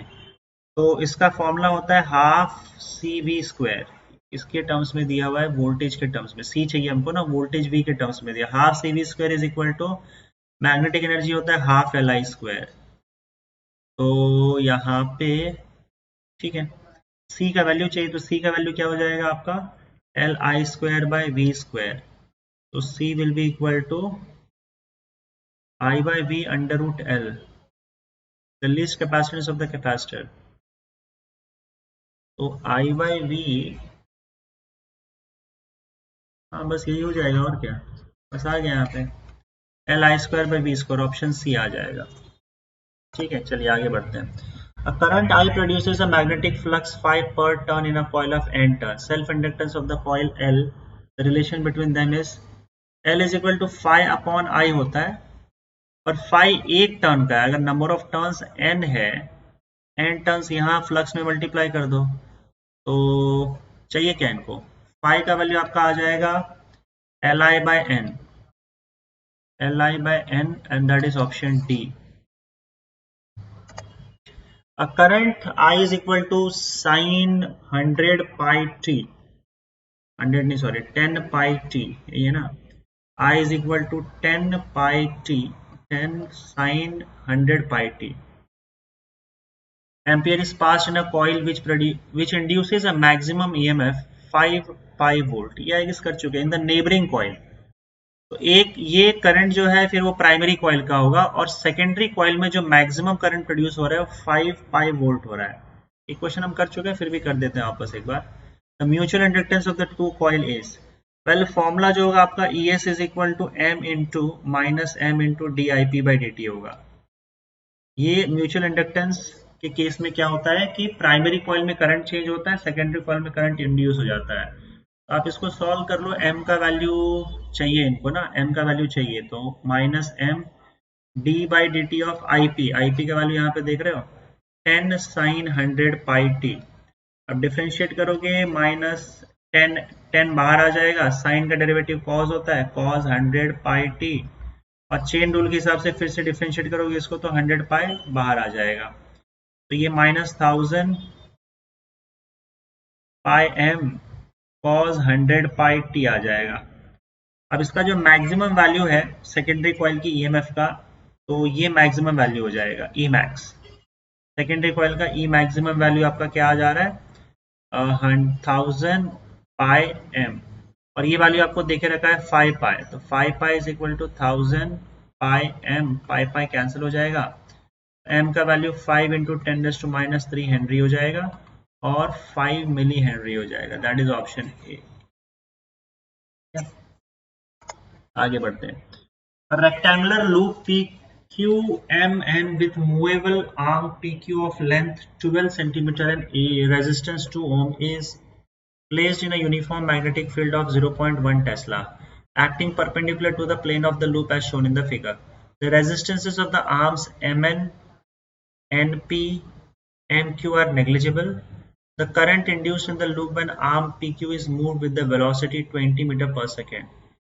PQ को 20 मीटर पर सेकेंड से मूव करवाया जा रहा है, और MN Mn, Np और Nq इनका कोई रेजिस्टेंस नहीं है, रेजिस्टेंस सिर्फ इसका है, ये इस वाले वायर का रेजिस्टेंस है और वो 2 ओम दे के रखा हुआ है, बाकी इसका 0 है, तो टोटल रेजिस्टेंस 2 ओम हो जाएगा। कंडक्टर मूव कर रहा है मैग्नेटिक फील्ड के परपेंडिकुलर, उसके अंदर तो भाई पहले प्रोड्यूस होगा ईएमएफ, ईएमएफ का फॉर्मूला होता है बीएलवी, तो पहले ई ढूंढ लो, E is equal to I R होता है, तो I R is equal to B L V है, करंट चाहिए इनको तो B L V by R डाल दो, करंट यहीं से मिल जाएगा। मैग्नेटिक फील्ड 0.1 टेस्ला है, लेंथ इसका 12 सेंटीमीटर, इसका मतलब 0.12 मीटर हो जाएगा, है ना। और वेलोसिटी जो है वो कितना वेलोसिटी है, 20 मीटर पर सेकेंड से भाग रहा है, रेजिस्टेंस 2 है, तो 2 1s are 2 10s are, तो 0.12 आ जाएगा, और क्या option A. Step of transformer इस, ये क्वेश्चन कर लेना भाई, डू इट योरसेल्फ हो जाएगा आपका। क्वेश्चन हम लोग ट्रांसफॉर्मर कई बार कर चुके हैं। यहाँ पे 2 क्वेश्चन और, आई गेस 2 क्वेश्चन और है, 2 क्वेश्चन के बाद ये आपका टॉपिक, ये वाला पार्ट हो जाएगा खत्म, चलेंगे नेक्स्ट टॉपिक की ओर। The current of I ampere gives rise to a magnetic flux phi through a coil having n turns, then magnetic energy stored in the medium surrounding the coil is, magnetic energy जो होता है उसका formula होता है half L I square. तो इन्होंने क्या बोला है भाई, if the current I ampere gives rise to magnetic flux phi through a coil having n turns, तो इसका मैग्नेटिक फ्लक्स ढूंढ लो। मैग्नेटिक फ्लक्स L का फॉर्मूला आ जाएगा, L का फॉर्मूला क्या होता है, phi अपॉन I होता है, L is equal to phi upon I। लेकिन अगर नंबर ऑफ टर्न्स हो तो उसे हम फ्लक्स से मल्टीप्लाई कर देते हैं, तो n phi बाय I हो जाएगा, बस ऊपर उठा के डाल दो, तो आपका मैग्नेटिक एनर्जी का फॉर्मूला आ जाएगा हाफ L की जगह पे n phi by I into I square, एक I कैंसिल आउट हो जाएगा, ये आ जाएगा हाफ n phi I,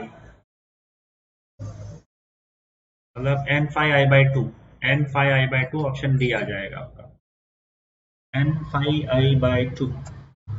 अच्छा एक सेकेंड, 86 वाला किया नहीं हम लोगों ने, 86 वाला भी कर लेते हैं। अ कॉइल हैज एन एरिया, इधर मैं लिख देता हूँ do it yourself, do it yourself. इस टाइप के क्वेश्चंस कई बार सॉल्व कर चुके हैं हम लोग ट्रांसफार्मर के, तो तुम खुद कर लोगे बड़े आसानी से। ये इक्वेशन यूज करना है, N S upon N P is equal to E S upon E P is equal to I P upon I S.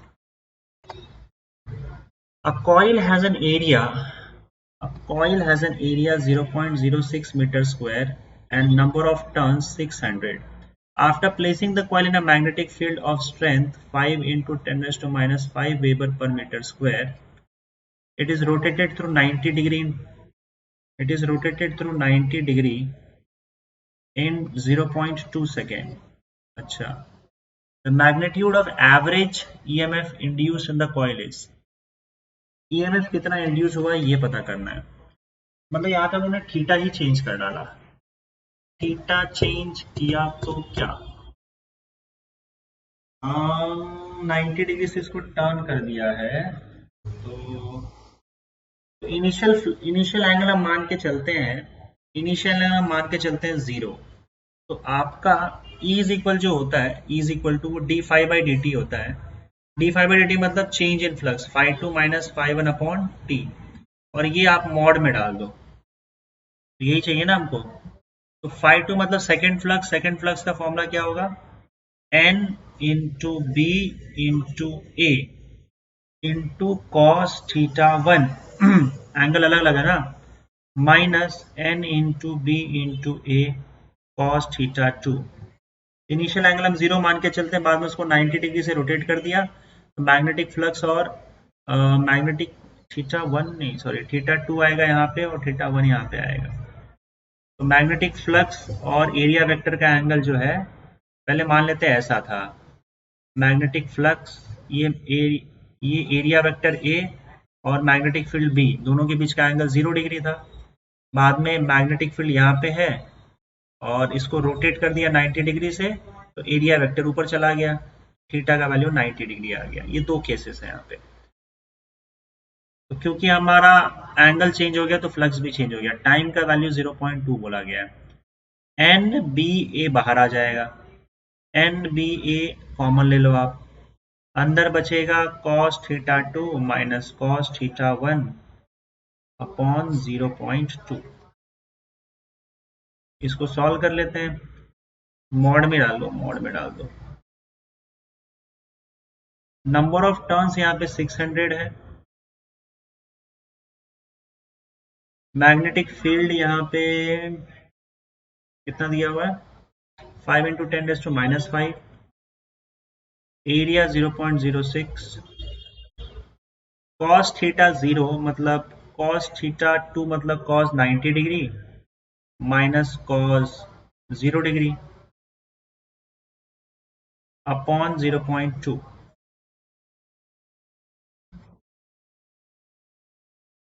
ऐसा आ जाएगा।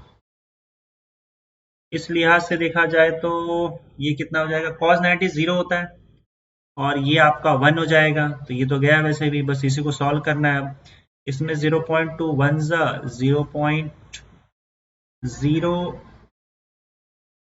और देखो ये 0.1 आ जाएगा, 2 1 और 0.03 आ जाएगा, 0.03।